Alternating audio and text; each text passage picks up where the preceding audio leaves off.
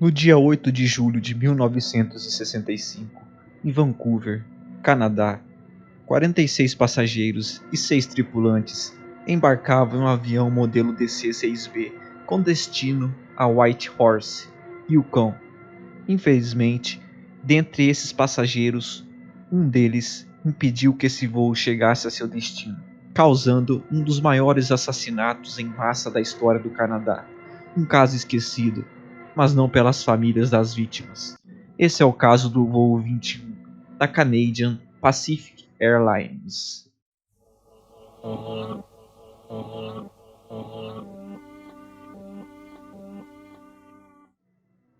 Alguns corpos estavam quilômetros dentro da floresta, alguns queimados além de qualquer reconhecimento, outros presos nas copas das árvores. Você tenta esquecer logo que começa, é isso que você tenta fazer. Em algumas áreas, tivemos que andar de braços dados pelo mato porque os corpos estavam caindo.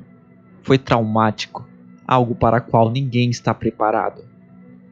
Esse é um dos relatos de uma das pessoas que ajudou no resgate.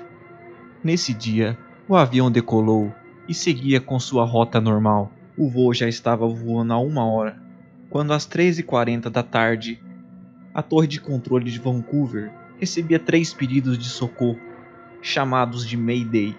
No mesmo momento em que algumas pessoas em terra testemunhavam uma cena de horror, a cauda se separando do avião em pleno voo, junto com pequenos pedaços saindo pelo buraco. Esses pequenos pedaços, vistos de longe, na verdade eram passageiros, sugados para fora do avião devido à descompressão. O avião foi se desintegrando aos poucos no ar, até cair em uma região de floresta pouco habitada. Equipes de resgate chegaram ao local da queda, enquanto o fogo consumia o que sobrava da fuselagem. Não havia sobreviventes. A equipe de investigação, ao analisar os destroços, encontrou traços de produtos químicos consistentes com a explosão de uma bomba. Foi determinado que era uma bomba de dinamite ou pólvora. O avião não havia caído por falha humana ou mecânica.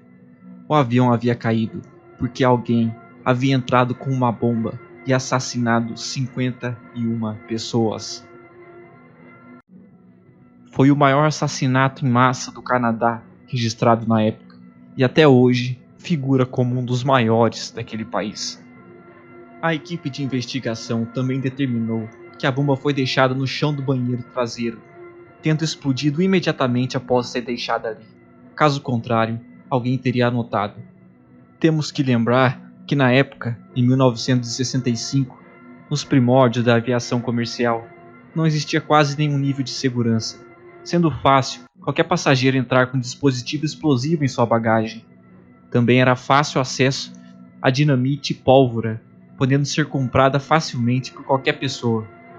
A investigação passou a analisar o perfil de todos a bordo, conseguindo no final listar 4 suspeitos prováveis: Douglas Edgar, Stefan Colesar, Peter Brogton e Paul Vander Meulen.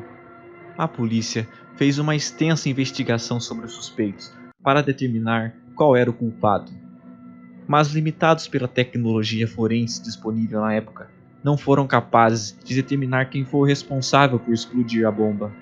O caso foi eventualmente fechado.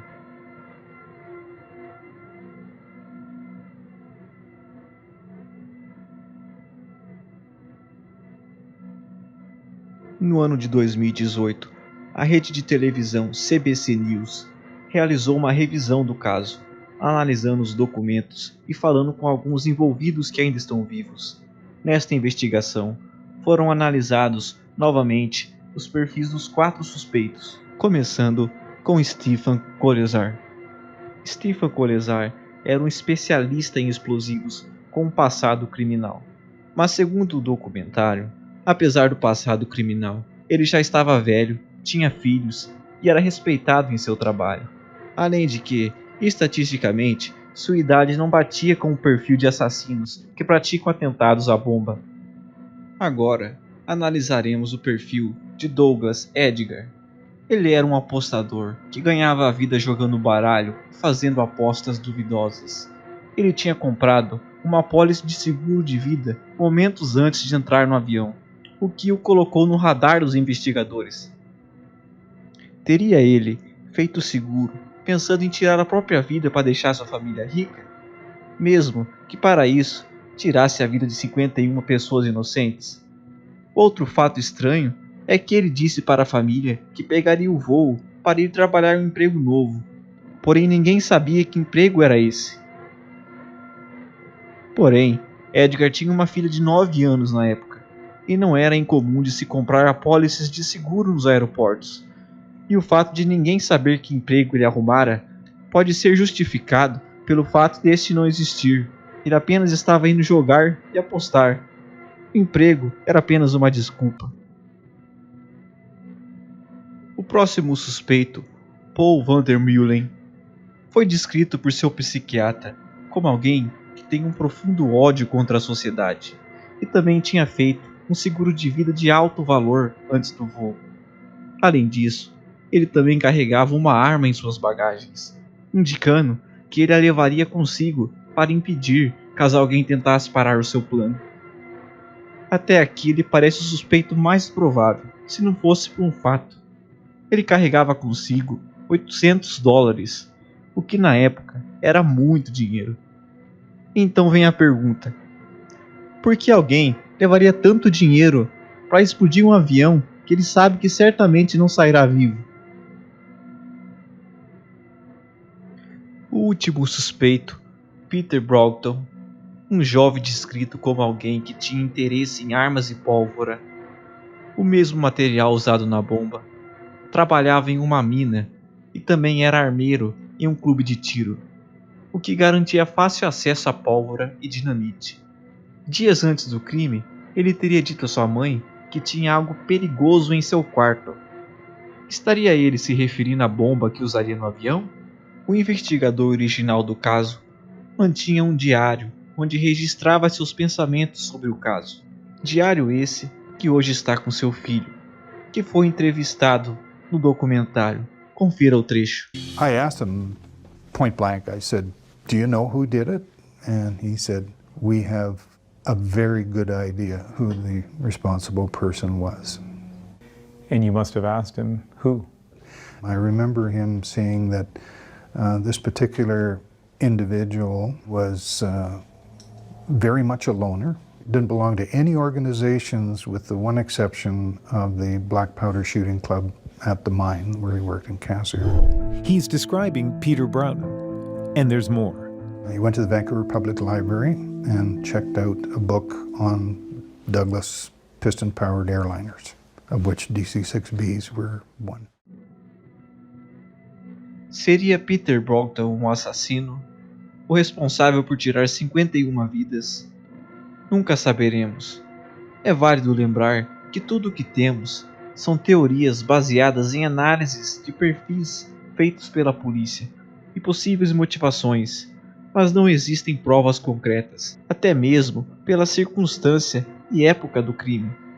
Não sabemos com certeza se sequer foi um dos 4, se tinha um ou mais envolvidos ou se poderia ser outro passageiro. São perguntas que as famílias das vítimas fazem até hoje, e a resposta, infelizmente, nunca virá. Já se passaram quase 60 anos. O caso esfriou e pouco se fala sobre essa tragédia. Mas a dor de quem perdeu um familiar em um voo que deveria ser apenas mais um voo de rotina, onde filhos, esposos e esposas, irmãos, pais, esperavam seu ente querido chegar de viagem, e se tornou o pior dia de suas vidas. Ao contrário da maioria dos casos de bomba a bordo, esse se destaca por não ser um ato de terrorismo. Ninguém sabe quem e nem o porquê, e os parentes das vítimas tiveram que viver a vida inteira sem respostas. Apesar de tantos anos, a dor de perder um familiar em uma tragédia tão desnecessária e sem sentido é algo que não podemos entender.